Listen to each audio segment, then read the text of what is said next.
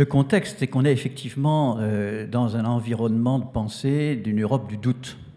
Hein, et il faut que nous transformions cette Europe du doute en cercle vertueux pour la croissance.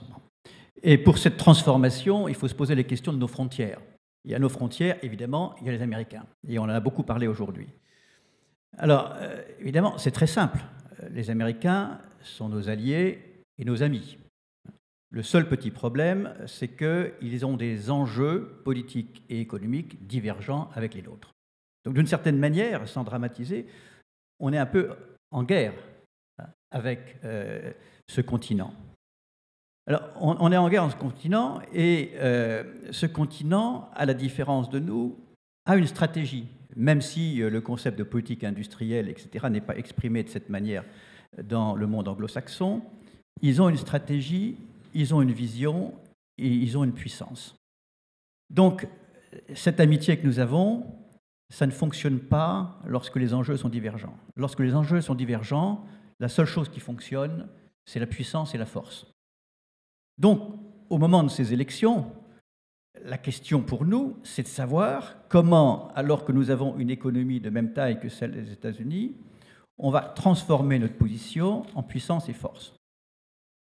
Alors, on a parlé de cet oligopole américain, et dans le discours que j'ai souvent avec les Américains, je leur dis attention, c'est bien la conquête du monde, mais dans votre pensée économique de concurrence, avoir un oligopole qui domine le marché américain et un oligopole qui va bientôt dominer le marché européen, c'est dangereux pour la planète.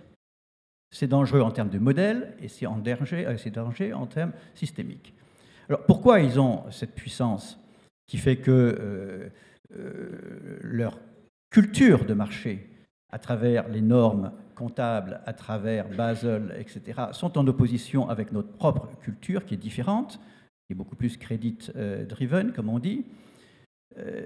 C'est parce que dans cette stratégie et dans l'adaptation de la régulation, on parle de pause, on parle de démantèlement de la régulation, ce n'est pas exactement ce qui se passe.